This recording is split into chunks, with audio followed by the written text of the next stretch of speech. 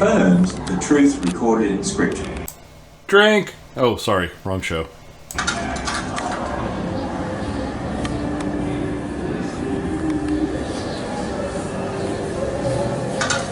My scientific colleagues go to places like Greenland, the Arctic, they go to Antarctica, and they drill into the ice.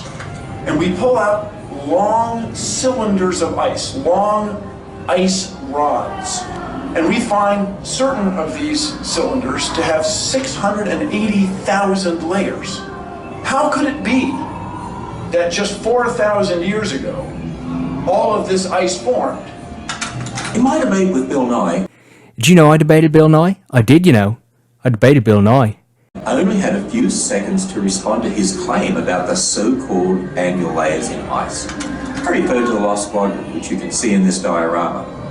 During World War II, 8 planes, 2 B-17s and 6 B-38s, were on their way to Scotland via Iceland, but they had to turn back because of a storm. Now, they were running low on fuel, so the pilots had to make emergency landings on the ice in a remote area of Greenland. All of the pilots survived and were rescued 6 days later. The planes were eventually discovered in the 1980s under 250 feet of snow and ice, and amazingly enough, an expedition figured out how to bore a giant hole in the ice and bring up one of the P-38s piece by piece. That plane, now known as Glacier Girl, has been repaired, and it was even flown from Kentucky to New Jersey in 2007. Now, while the details of this real-life adventure are fascinating, there's one crucial point that's often overlooked. Those planes were found under more than 250 feet of ice, less than 50 years after they landed. Yet Bill Nye, I debated Bill Nye. Others want us to believe that every little ring they see in ice cores represents an annual layer.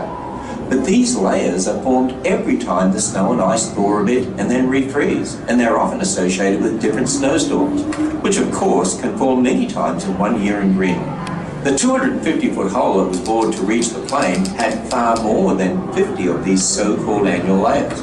But how could this be if the layers only form 1 per year?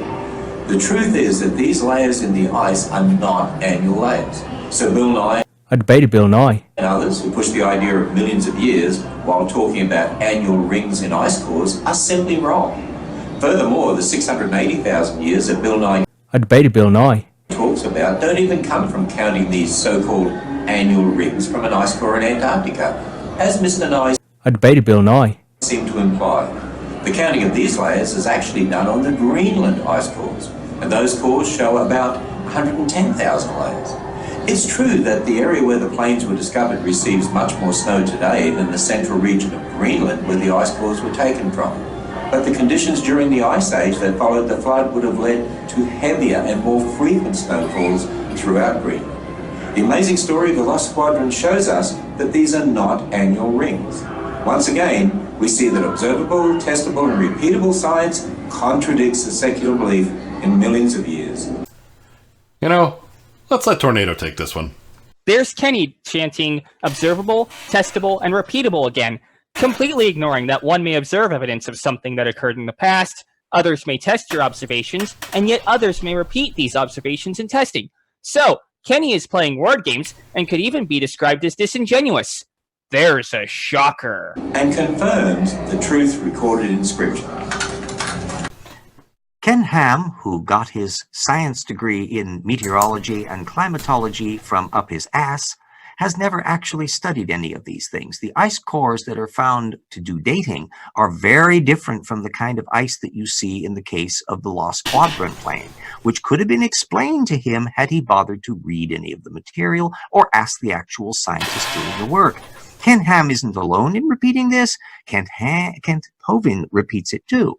The problem is that we have a science of climatology, we have a science of ice formation, we have a science where they can literally tell you the difference between the kind of ice deposits that are formed in the quick way that are occurring where that plane landed versus what they see in compressed things where the structure forms completely differently. And it's an indication that Ken Ham has used exactly the same ignorant secondary reliance on creationist arguments here that he has all through the museum. Shame on you, Ken.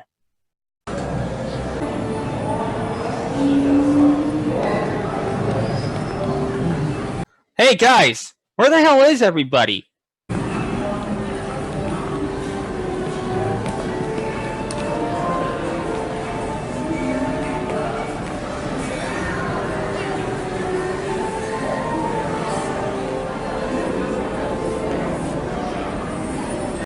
Okay, here we go. Who thinks this will be more of Kenny's may have, could have arguments presented as evidence?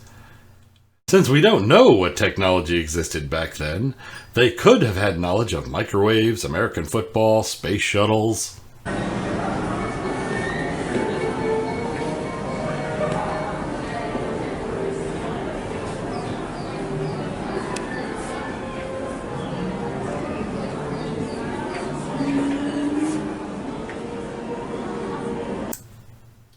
How many people lived on the Earth prior to the flood? Since that appears to refer to a global flood, the answer to that would have to be 7.53 billion, which is the current population of Earth. We'll go with that number because, as of yet, a global flood is yet to occur. We're still pre-flood.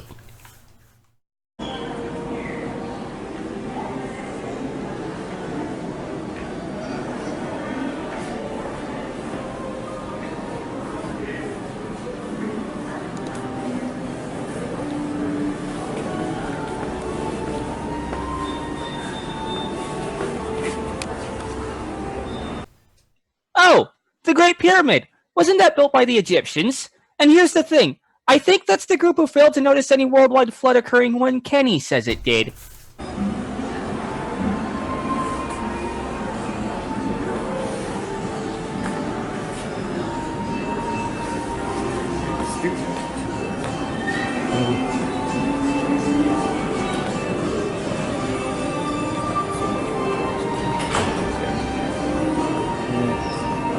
Jeez, it's lonely in here.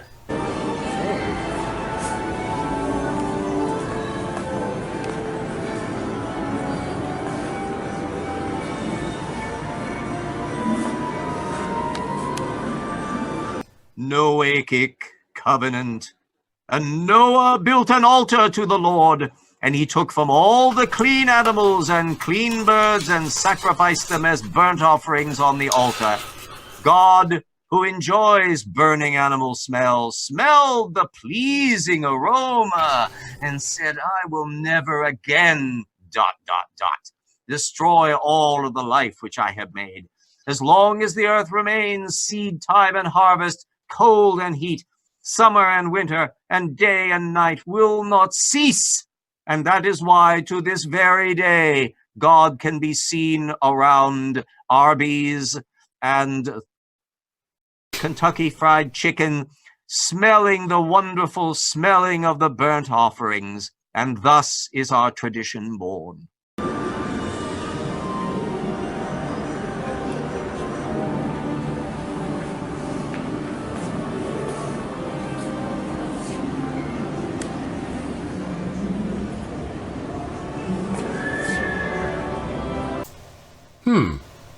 Genesis 9 verses 5 and 6. Kill. 10 Commandments. Thou shalt not kill. I don't get it.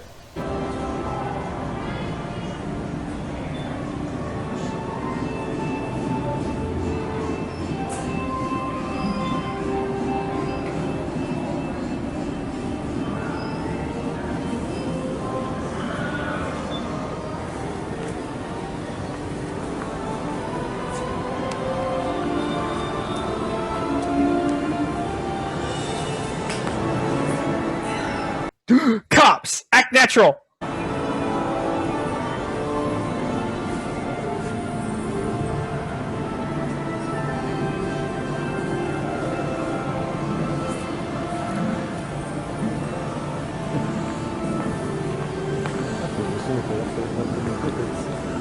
How you doing today? Hi, how are you?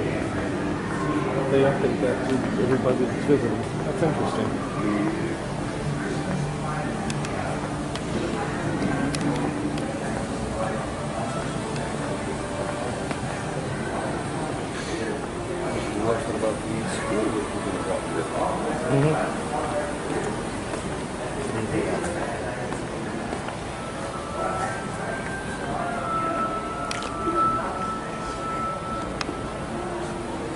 Is this part one?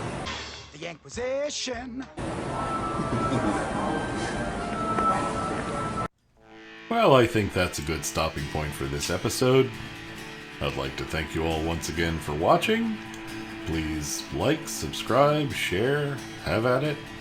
And we'll see you next time. See ya, every pony.